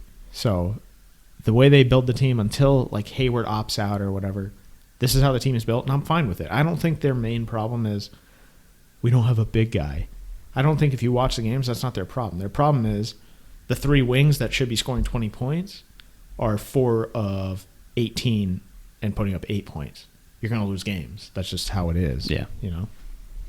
We'll move on to another team that's kind of has had some similar issues. The Bruins basically started the season like they were shot out of a cannon. Pretty good as of late. Because I don't think anybody was particularly thrilled with how the season came to a close last year. No. And this team has looked like they're on a mission. They kind of had a skid there. I do worry about, does it matter when you get down to it, when you get to the postseason, that this team can't win in a shootout? No. Can they not win in a freaking overtime? They won last night, but yeah, holy crap! It seems that all the overtime games. It's unbelievable. They still have the fewest pure losses in the league. They still get a point, which is nice. So that's what's been keeping them afloat. If I see Pasternak trip over his goddamn self in the overtime one more time, I'm gonna lose it. Yeah, he's an interesting character because obviously it's insane the goal scoring tear he's on, and that's really lifting. I mean, he's going to score north of 60 goals this year. You know what's great? Speaking of young, he's like 23. Yeah, it's insane. Which is ridiculous. Well, that's all these hockey guys, right? Yeah. They all come out so young. When you're that kind of talent. What you mentioned off the top, you talk about Brady and Belichick having one more. I think this team wants one more run because I think Chara is probably done after this year. He looks cooked. Yeah, and I think if I'm the Bruins, he's another guy that I think about moving on from because I think he's hurting McAvoy. Yeah, I do. I think when you see Grzelcyk and McAvoy play together, it's much better. Yep, because he doesn't have to run to both sides of the ice. Yeah, he's not trying to cover as much up. And I don't know if you watched much of the game last night because I know you had some stuff, but McAvoy was awesome last night. Awesome. He only had one assist, didn't fill up the stat sheet, but he was crushing guys. He had a 2-on-1 where he caught the puck out of the air, a saucer pass out of the air, and made it go the other way. Awesome last night. And that's the type of guy that you want to build around. That's your core guy. Him and Carlo are kind of those guys that you're turning to. But in terms of this year, like you mentioned, they came out, no slump, no signs of that at all. Now they kind of got into a little bit, but I think they're fine. They'll get out of it.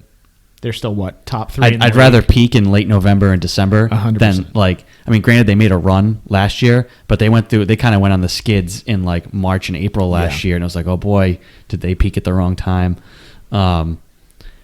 They do still, if they're going to be aggressive and try and max out this run here, they're going to have to make a move at the deadline. Yeah, which supposedly who do you target, and what do you give up? I'm not giving much up. This is not one of those years where you're talking like trade Krejci. I think this core, you have one more shot at it. Krejci, Chara, Bert, these guys are getting old, so I think you're looking at you're gearing up. You get hopefully somebody that can play with Krejci. I know there was a name tied to the Bruins. I can't think of it right now. They've been trying to hold out maybe for Kreider from the.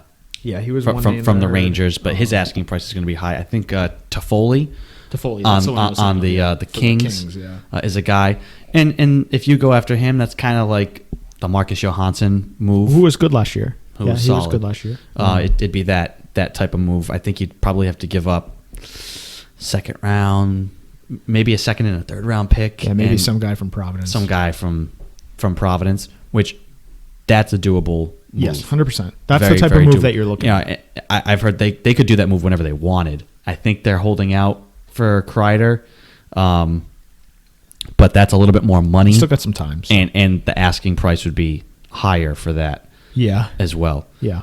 I think, what you're looking for is some guy to play with Krejci on that right wing side. We've said it for years. Since Nathan Horton, what have they had? But they're it's not bad what it is now. So if you add a guy like Toffoli or even Kreider, you have to give up a little more, like you mentioned. But I think that's what you're looking at. You're not looking at like this year's the Breadman or whatever. You're not looking at a guy like that. Yeah, that's just not what you're gearing up for this last run, and then you're shifting gears probably to guys like McAvoy, Pasternak. These guys, Marchand even still he has some years left. So I think you're probably looking at a guy like that, secondary scoring. He can give you a little something like Marcus Johansson did, who was good. And then you got to rely on your other guys like Coyle and these guys to come through. That's how the team is built. And I think at some point they got to make a decision on. I would like to see them shift the lines at some point because last year they got into that series with the Blues and they got stymied on that. It was that third line. It was Coyle was the only guy who could score. So Pasternak's an interesting. You know who my comp for Pasternak is in this city is smart. You live and die. Now it's two very different things because Marcuson's not scoring, but it's the intangibles with him, right? He's going to dive out of bounds, save the ball, and give you an extra possession to win the game. Whereas Pasternak, he's either going to smash the puck at 1,000,000 miles an hour. It's literally going to tear out a guy's kidneys and go into the net. He's going to trip over himself and give up an odd man break. He's going to score another hat trick, and it's going to be tied 3-3, and then he's going to stumble over himself and give the other guys 2-on-1 or something like that. So you kind of live and die by it, but he is awesome to watch. Even though this team has kind of been there, done that, and we'll get more into it as we tick closer into the spring and the playoffs. Yeah.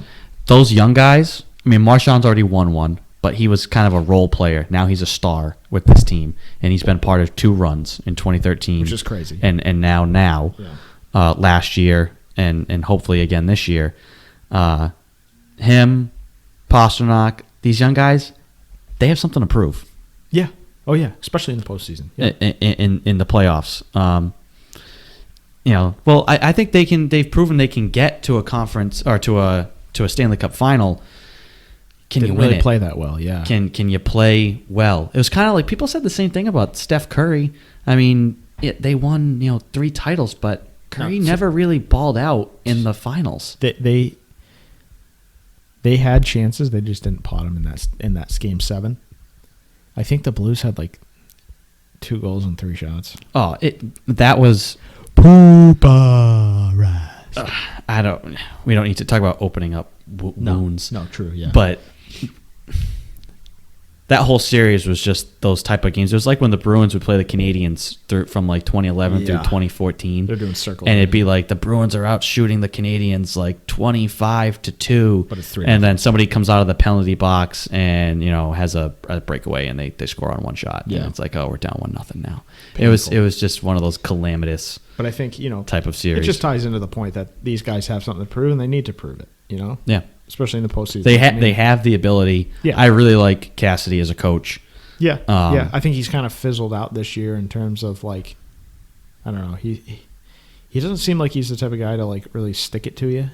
Like Pasternak has like 3 games in a row where he craps down his leg in overtime, but at the same time, Pasternak's a buzzsaw on the offensive side. So it's like you taking it. But I do like Cassidy too, and he's going to be here for a bit. So.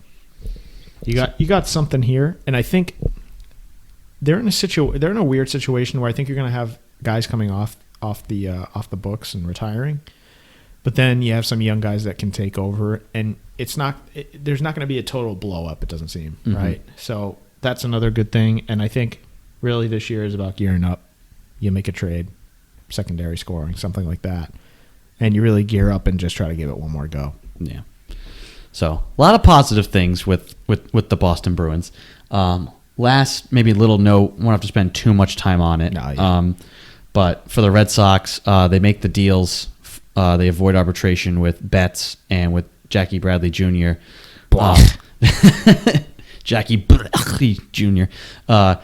Do you like those deals? And obviously it doesn't totally prevent them from still making trades. I've been on the trade Betts bandwagon since last year. I don't think he stays. Yeah. They talk about wanting to get. It was a weird signing only because they talk about wanting to cut salary. Now they're not cutting salary. Yeah, John Henry said yesterday or something. They're kind of all over the place with that. But I'd say for now, focus on is that trade. Any trades shelved for now. I've wanted them to trade. I've said blow it up. Blow up that whole David team Price? And just start over, which I think Chaim Bloom is here to do. Who's Hein Bloom? Is that the computer that they got recently? No, it's a rare species of flower. Oh, the analytics. Yeah. Analytics the analytical flower. flower. Yeah. But I've been on board with them blowing it up and maximizing the value you can get for Betts to kind of help some of the major issues that roster has. I'm with you, but here's why. The only reason I trade Betts is because I don't think he's staying here. I think he wants to leave.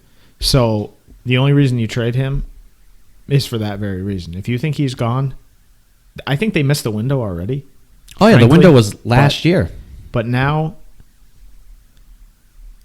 if he wants to be here and they're not going to pay him, I think that's a mistake. Look at the money the guys are getting now, and I think he's really, really good. He's not Mike Trout, but he's like a tiny step below him. So if he wants to be here and he'll take the money, you sign him. Like Red Sox, you're not dying for money here. Like, let's be real, Henry. Like, these guys are like gotta cut salary. They're not even like the top 10 in payroll or something like that. It's just like this team should be. You're not trying to build a World Series team every 3-4 years. You're trying to build something consistent, like the Astros. Granted, they cheated, but and so did the Red Sox. But we'll get to that another day. But on bets, I think you sign him if he wants to be here. I don't think he wants to. That's why I trade. He's another guy that hasn't proven it in the postseason, though. They've won. They won a World Series, but he's another guy that, postseason numbers are Another young guy, though. are lacking. Sure, but I don't know. I just have so much trouble. All these guys getting these 10-year, $400 million deals. Welcome to baseball. It doesn't work. I know. And we can kind of, we said our piece on what we want to have happen with Betts. I think they should trade him. I think they should just get rid of him now. You want them to re-sign him. Yeah. I think you just move on because I don't like the giving a guy that much money for that many years for a right fielder. And unless he is going to be an MVP candidate every year and he's going to show up in the postseason. But I think even still, I'd rather give that money to pitchers, actual pitchers who will actually win you games. Just a side note, can we trade David Price already? Well, I'm surprised. Well, baseball offseason, we'll just get right into it. We're going to shift into our kind of league discussions. We've already we did a lot with the NFL to lead off, so we don't have to touch on them. Yeah. But baseball free agency structure and offseason structure is just a complete it's gone downhill. Mess. It's gone downhill. And all these guys hold out and wait, and it just seems like you don't even have teams aren't even making their roster sometimes until the day before spring training. You know what hurt actually? You know what hurt this year? And the money involved is just absurd. Those deals never ever ever work out. You sign a guy for 10 years, he maybe gets to year 5 before you're ready to trade him. There's been some interesting deals this offseason though. I'll look it up real quick. Madison Bumgarner didn't get. This is why Price has not been moved. This is what I think anyway. He signed, I think Bumgarner got 23 or something like that. Price is at. So in order to trade Price, they'd have to take a huge chunk of his money. Do it. I agree with you, and he should have been gone 8 years ago. Get this guy out of here. Well, the reason, everybody expected him to just opt out after the World Series win and go get another contract, but he kind of read the tea leaves but I thought most teams had wised up and they weren't giving out those exorbitant contracts for pitchers or for hitters either. These 10-year or even for a guy his age, 5 years, $300 million. It just wasn't happening. So him opting into this deal was yeah, I'll steal your money. That sucks. Because now look at this. Bumgarner, the Diamondbacks, 5 years, $85 million. Compared to that, the price is what was it, $230? Yeah, it's just insane. And Price is he pitched you into a World Series, which is great. He's a turd. He is a turd in the punch bowl for that locker. I still believe that, and I think I don't think he wants to be here. He's making a crap load of money, so he's going to stay. But I don't think he wants to be here. Get him out. Him and Jackie Bradley, if they don't trade those two guys before the start of the season, I don't know. I think both of those guys should be gone. Bradley is another one who everybody thinks 2018 ALCS MVP. Oh my goodness, he made a great catch at the wall, and then he bats 130. Please, he's not. Everybody. I heard he's working on his swing. He's gonna have a new swing this year. Oh yeah, steroids. I hope. Yeah, somebody get him on the juice. Somebody get him a new corked bat. Sammy Sosa, maybe. I don't know. I can't get into the baseball offseason because of the money. No. It hurts my brain to look at these guys and the money they're getting and the stupidity of the teams. Yeah, giving out. It really that's where it falls on. Garrett Cole. These dumb teams setting the market, which then allows these players to go out and ask. Yeah. For all that sort of money. Moving on to the NBA and NHL. Really, for both leagues, we'll start with the NBA. Who is the best team currently in the NBA, in your mind? Record-wise, Lakers. In reality, I still think the Clippers are the best team because they have the best player. Kawhi is... LeBron is definitely probably the best player in the world, but I think, in my opinion, it's Kawhi. Kawhi is, besides his load management issues, he does everything well. He's probably one of the best, if not the best defender in the league. the guy is insane on the offensive end, which is, he's been worlds above. He gets better every year. And so I still think the Clippers, because of Kawhi and, George, they've had some injury issues, but I think with that team, record-wise, doesn't really show it. But I think once you get into crunch time, those two guys will be there. Kawhi will be there. And just because you have Kawhi, I think you're the best team. That's my opinion. Now, the Lakers are an interesting case. They've had some injury issues now too, but they're very reliant on Davis and LeBron. So can you neutralize Which is them? what we figured coming in, exactly. given the way the contracts those guys have. Can you slow them down? Not really. So I think a team like the Clippers probably have the best shot at it. And maybe the Bucks with Giannis. He can, if he steps up. But right now, I'd say the Clippers. I really like the Clippers because of their defense, their intangibles, their coaching.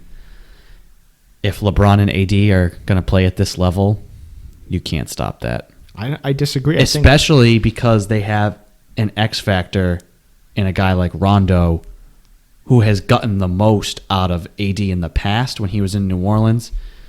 And I think it's the first time LeBron has actually ever played with a real point guard who's going to helped him, who is going to facilitate the offense and get guys the ball in the best spots. That is a huge plus for the Lakers, because you can always just give the ball to LeBron and let him go make plays for guys and for everybody else. But if you actually have a floor general and a guy who not only is a vet, a guy who's older than you, a guy who's got experience, a guy who's won championships, I think LeBron respects Rondo enough to maybe listen to him. And Rondo, no, you don't think? No, I see it on the court. I mean, I watch those guys. I think Rondo. I watch him take over the floor when he's on the court. I think. Well, that's what he is, and I think he's good for the young guys, especially. Now, if they call a play to give LeBron the ball, I don't think Rondo's going to say no. Yeah, but LeBron is not listening to Rondo. But to your point, on the floor, Rondo's a floor general. That's what he's always been. He's not going to shoot, but with guys like that around him, he doesn't have to do anything even close. So I would agree that I think he's kind of a sneaky X factor, Rondo, because of what he does in terms of helping those guys, and he's able to facilitate like nobody else. So yeah, if they stay playing at this level, they won't probably. They won't probably. They're we'll see. Otherworldly, but I agree. Yeah. It's the Lakers based off of talent, because if AD is locked in and engaged and decides to be an alpha and not like pansy, not even a beta, way down, an epsilon, then the Clippers can't stop him. They don't have somebody who I'm can not going to lie, him. though. I think the Clippers are deeper. They're way deeper. And I think they have a way deeper roster. I think you put Kawhi on LeBron, I think he matches up just fine. So AD is a huge thing. Because so you got Pat Bev defending AD? Hey, it might work. You have him like pants him or something. Get him like super triggered early on. Yeah, I still think just based on you have the best player in the world, you're the best team. Clippers. If I had to pick right now, teams coming out of both conferences, it's Bucks Lakers. That's probably. See, I'd go the same Bucks Clippers. Yeah. So Bucks LA. Yeah, Bucks LA. Yeah. What about the NHL? As far as who's the best team right now? Man, that's tough to say. Washington is pretty good. I think they're on a little bit of a slide, if I'm not mistaken, but they're 5-5 in their last 10. Yeah, so I think right now, like if you just look at the standings, you have Bruins 65 points, Capitals 65 points, Blues 65 points, and then the Calgary freaking Flames 55 in the Pacific. Unbelievable that team is the lead. But anyway, I think the best team, I think just based on matchup, if you were to put just based on standings alone, 65 points Bruins, 65 points Washington, that is such a bad matchup for the Bruins. I think Washington right now in the Eastern Conference is probably the best team. Because you have to break it down and say, okay, those teams are pretty close. Who's their best player? Who would you rather have, Ovechkin or Pasternak in the playoffs? Ovi. Oh, yeah, Ovi's done it. Granted, he's like ancient now, but everybody used He's to ancient. say I will look up. I bet you he's probably still only he's like 31. 33. Yeah. He's got gray hair though. Pasternak doesn't yet. Let's see. Ovechkin. Oh yeah, he's just He's 34 years old. Isn't that insane? Well, that's these hockey guys. I know. He came in the league. He probably was 19 when he came into the league. Patrice Bergeron was like 35? He's been an NHL player since he was like 19. Guy feels like he's been around since before Adam was a boy. It's like unbelievable. These guys, they're all young. But yeah, I mean, but just based on matchup, if you go just by standings, I still think Tampa can make some noise, but they are choke artists when it counts. So I don't think you can count on them. You always go Pittsburgh just based on their talent, Crosby, Malkin. But if I had to say right now, I'd say Washington and St. Louis. That's the easy take. So you just look at those two teams, and the Blues have come out again, and they're just running people over. They frustrate you, and they got a good goalie. So, and I don't think the Flames are beating the Blues in the playoffs. I would say Blues Caps if I had to pick right now. Now that can change because I still, like I just said, I don't think you can ever count Pittsburgh out fully just because of their talent alone. But right now, yeah, just based on that, I would say Bruins just because even though they've slid, they're getting points. So like in the regular season, what does that matter if you're gaining points? They got like 9 freaking overtime points in the last like 12 games or something stupid. So they're still getting points. Yeah, they haven't lost any ground. 11 overtime losses. 11. That's got to be the most in the league. It has to be. The next closest is 7. So if you ask me, I would say I want to say Bruins, but because of that matchup, if those two teams played, Washington's the better team. Yeah. So now we turn to the mailbag segment. Do that again? I can clip that. We'll get a sounder for that. Mailbag sound. I mean, that's something we can do next show too. Is I had compiled some intro music and some little sound bites, and maybe we can test them all out. Yeah, we'll get a feel for it during a segment of the next show, and then maybe we could let you, the audience, decide on what we should have for certain sound bites. First Twitter poll. Yes. Instagram poll. Yeah, we should have mentioned that off the top, and I'll mention it again at the end. But at 360 Sports Show on Instagram and Twitter, and then the 360 Sports Show on YouTube. That's where you're going to be able to go and, at least for now, watch a graphic of our logo and listen to the sound, the dulcet tones of our voices, until we can find a better place to host. If you like ASMR, this is the place for you. Yeah. But please follow us on all the social medias. You can hit us up through there for questions, like Mike did. Mike sent us a question. I'm sure you guys will talk a lot about the Patriots, Tom Brady free agency situation, Josh McDaniels. So I'll give you guys a question about the Celtics and Red Sox. What are your thoughts on the Celtics 3-game skid tonight's game withstanding, and thoughts on Mookie? We already kind of touched on that, but we'll just kind of reiterate it. I think the Celtics will be fine. I think they do need to figure out something to do with their bench. I think the bench scoring is their biggest problem, whether that's something they fix internally or they go after the trade deadline. We can probably focus on more on that as the trade deadline approaches. And with Mookie, I think they should trade him. Get him out of here. Get something for him now and blow it up. Yeah. I am the opposite on Mookie, only if he wants to be here, so logically I'll say they should trade him because I don't think he wants to be here. If he wanted to be here, I'd say sign him because he's that talented. But the other part of it, the Celtics, I would say, after last night, I mean, I don't think they're in any sort of trouble. We'll touch on this in weeks going forward. The coach is bothering me a bit, and I'll have to get that off my chest at some point in Stevens, but we'll do that another day. In general, they'll be fine.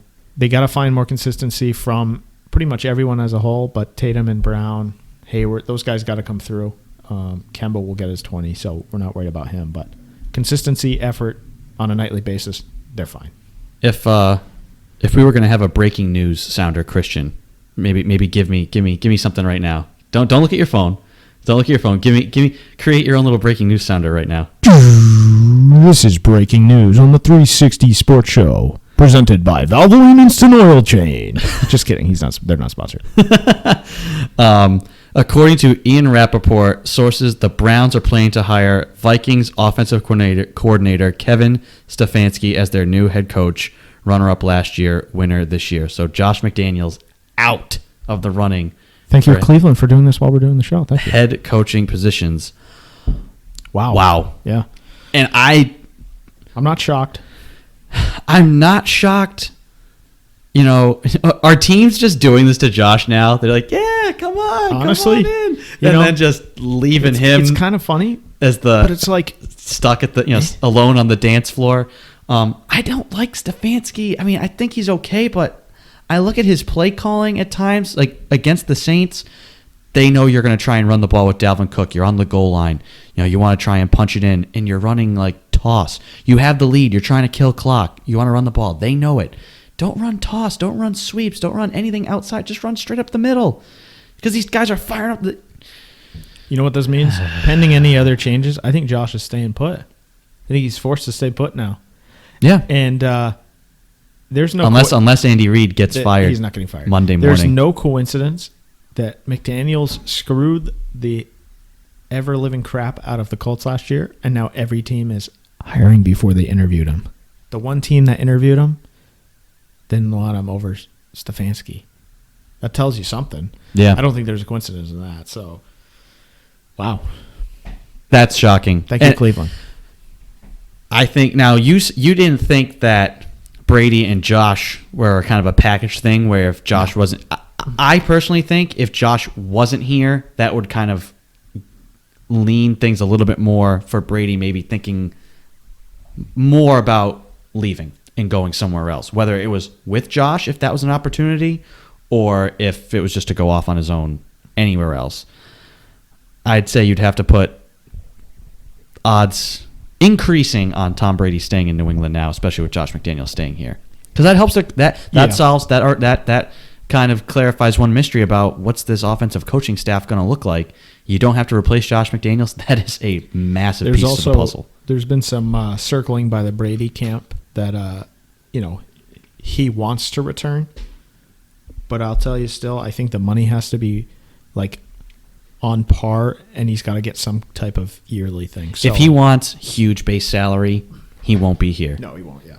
If he's happy with taking, $10 million or $7 million and having like $20 million bonus money that is actually just like not incentives, it's just bonus. The way they've done it is roster bonuses. Hey, you were on the 53-man roster, Yeah. And you get the bonus money. Then he'll be here as long as they give him the years. I don't think the Josh thing changes things all that much. It'll be interesting to see if Cleveland once again got the right guy. I'm not convinced at all. I think they've got a better guy. Yes. Well, they're trending upwards. I'm pretty sure I'm better than Freddie Kitchens. But yeah. You would just use your Madden playbook. It works in Madden. This question is from Jake. What's your take on the Pats' loss? I called Derrick Henry having a big game, but I didn't know he would be an absolute effing monster. So is this the end of Brady on the Pats? What does he do next? Where do you take this team going forward? Also, who the F is Joe Judge? Jake's a Giants fan, so... Joe Judge is a special teams coach, and apparently he's going to have his team run through walls every day at practice.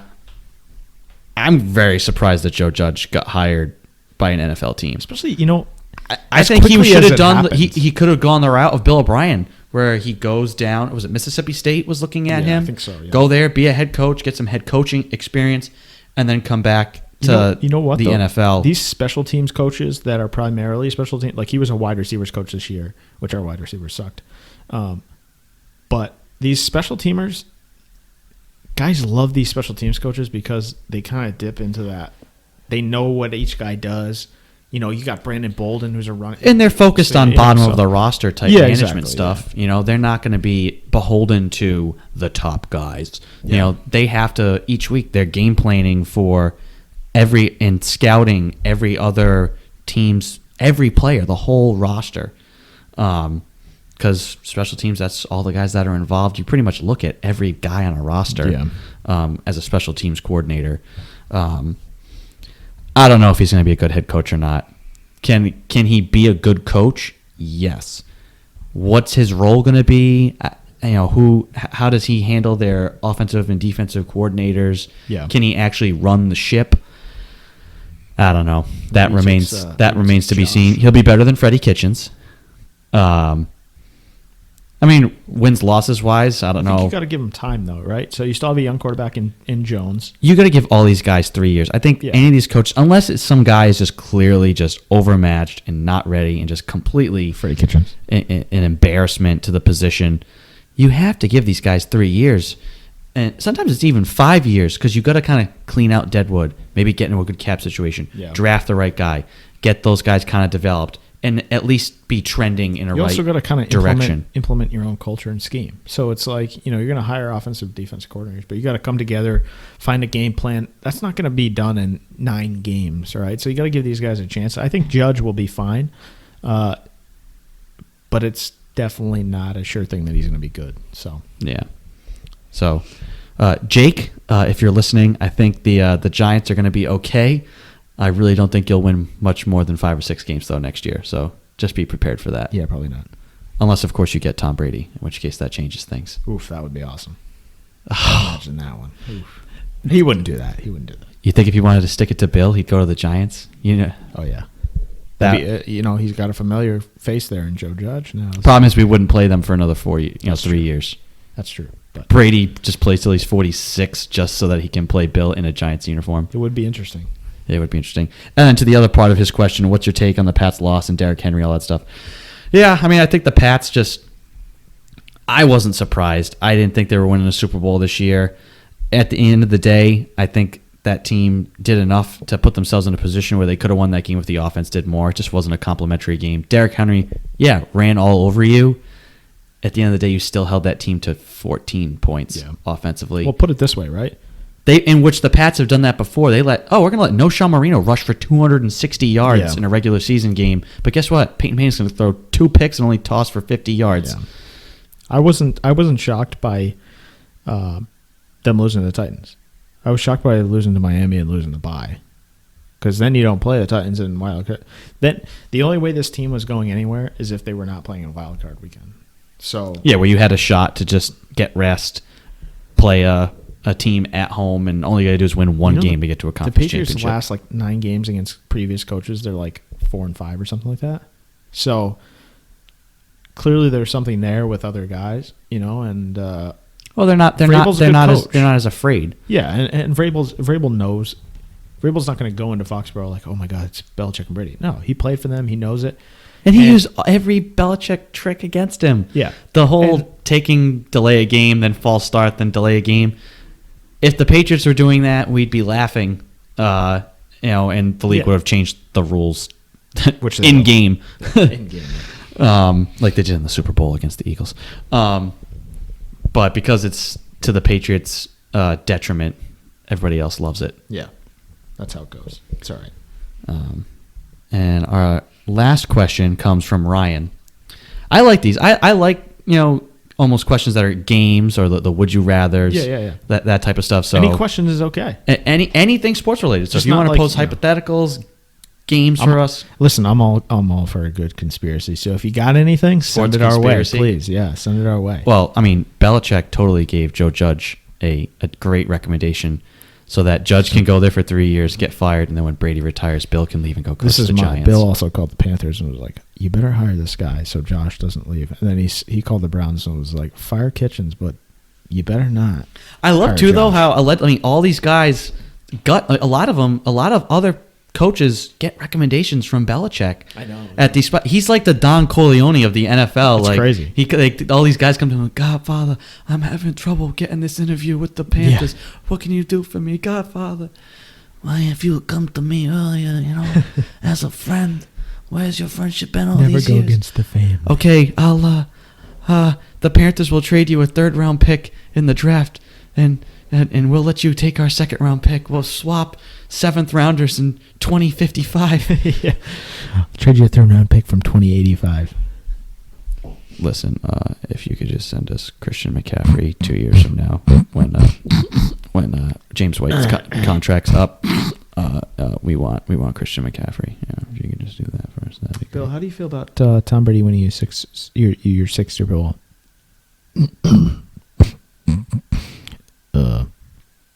It's a team effort. I'm not going to talk about one player. He's great though, Yeah. because you'll come in and ask him about a play in something that happened in a game. He'll be like, "Listen, we just walked off the field. I'm not going to talk about that." Yeah. Okay, well, let's talk about the future. We're on to Cincinnati. Oh, well, we're not gonna focus on that yet. We just walked off the field. Well, can you talk about going into the game? What was your preparation like? Listen, none of that really matters. We're just trying to move forward now and play the He's It's amazing. It's See, the funny way for I'll me, know but- Bill is done is when he's not doing that. When Bill just comes out and just starts slinging it and straight talking with the media. Yeah, and has one of those like, they are who we thought they were moments. just going off of Bill real quick.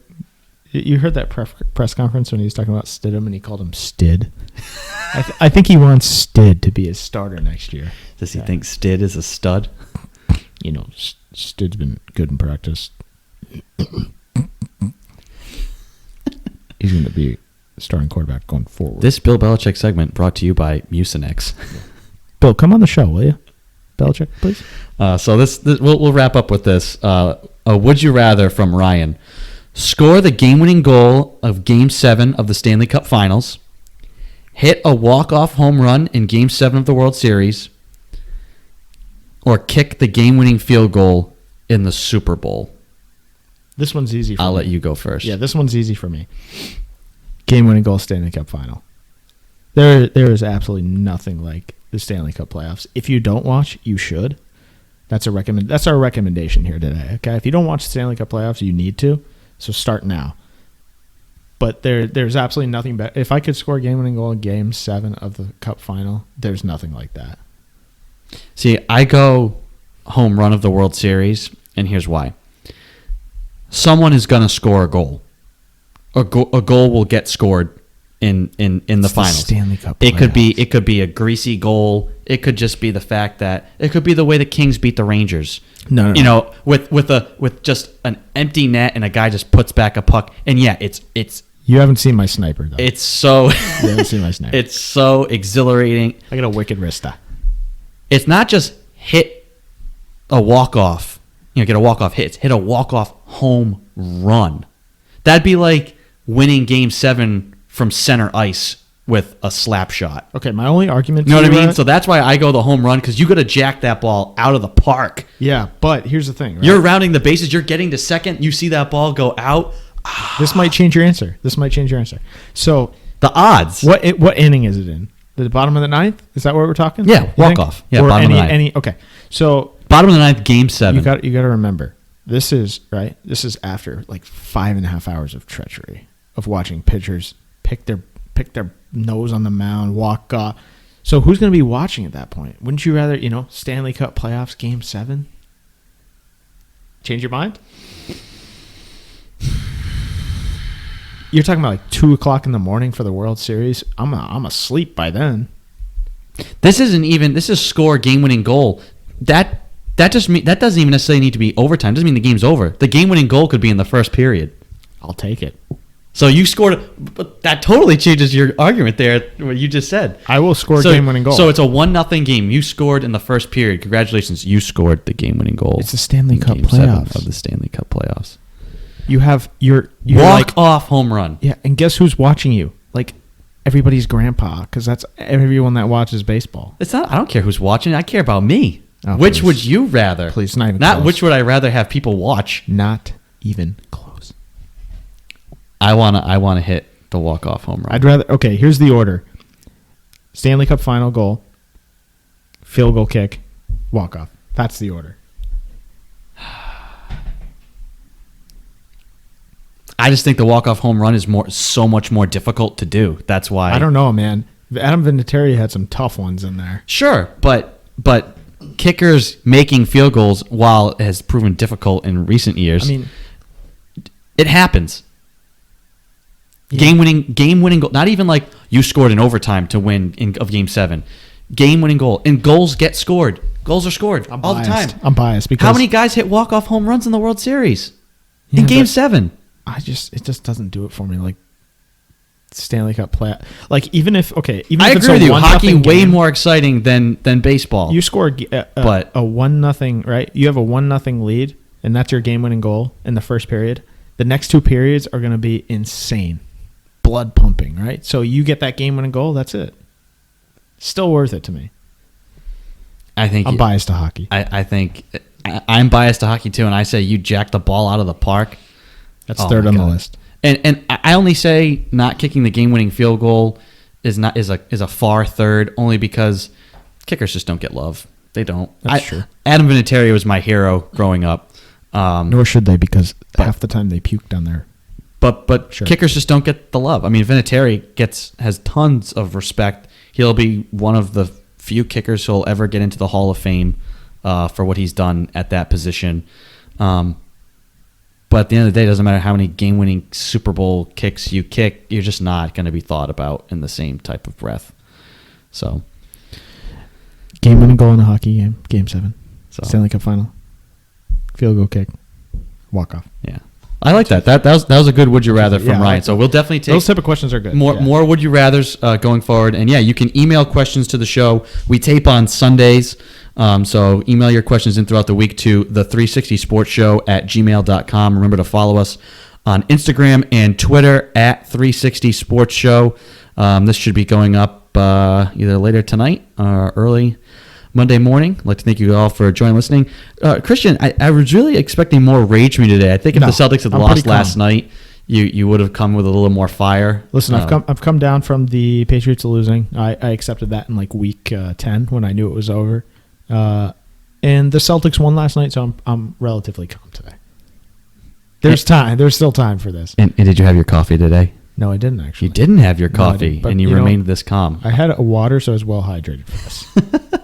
Always stay hydrated for the 360 Sports Show. All right, that's been it. This is our first episode of the 360 Sports Show. I'd like to thank you all for joining and listening with us. I'm Andrew Pezzelli. He's Christian Lawber. We'll catch you guys next week. Peace.